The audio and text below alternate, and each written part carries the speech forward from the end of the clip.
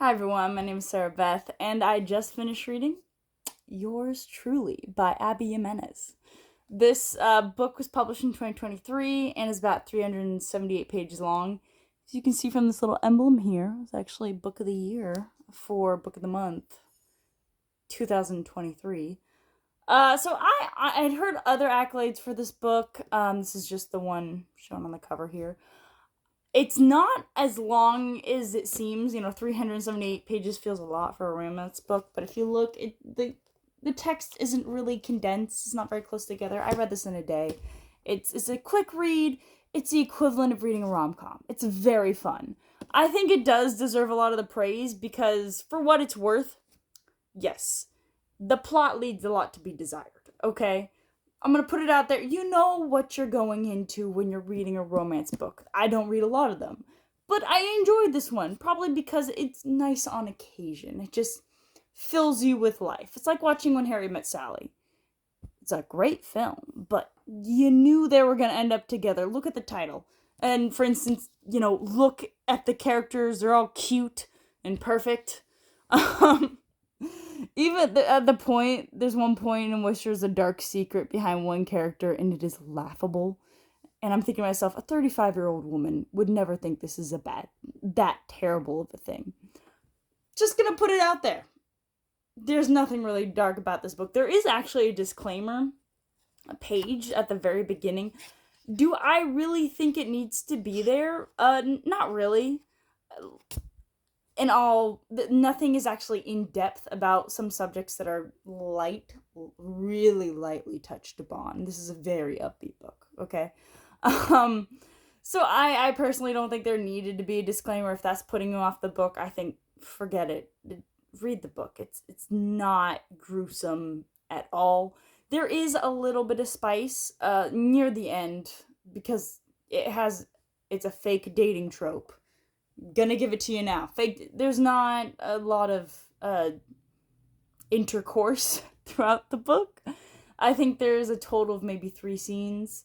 I wasn't particularly into the spice. If that's your thing, that's your thing. And if you are like me and don't really enjoy it all that much, it goes by quickly. It's not really dwelled upon. I gotta say, it's maybe like a page per occurrence, so you could easily skip it.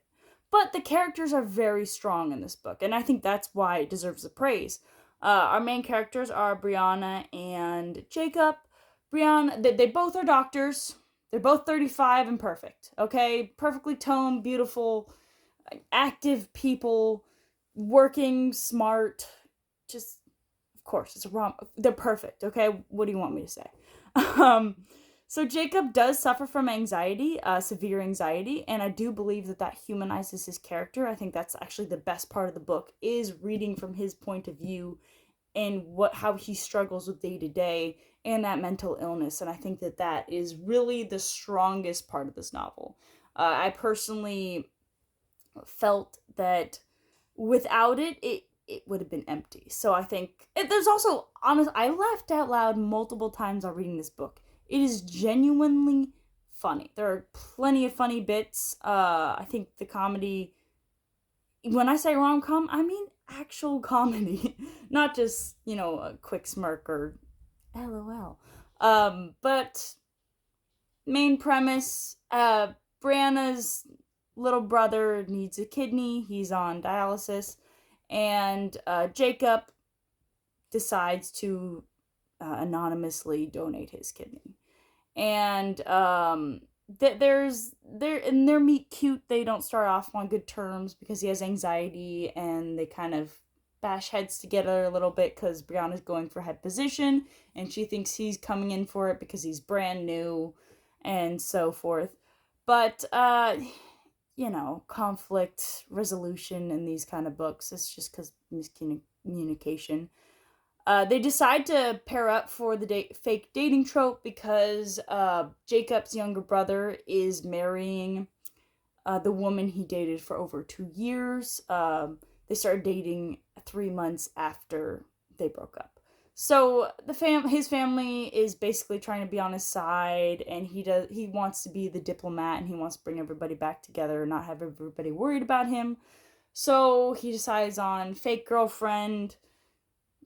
He hesitantly gets her in on his plot, and she agrees she's not looking for a relationship because she's newly divorced. So hilarity ensues. There's a lot of fun family dynamics throughout this book on both sides, on Jacob's side and Brianna's side. The fake dating, it gets a little old. There is that constant talk about, oh, I wish I could touch her. Oh, I wish I could kiss him, but I can't because we're fake dating. Is this really real? That does get a little annoying. Maybe for me, I feel like that went on just a touch too long.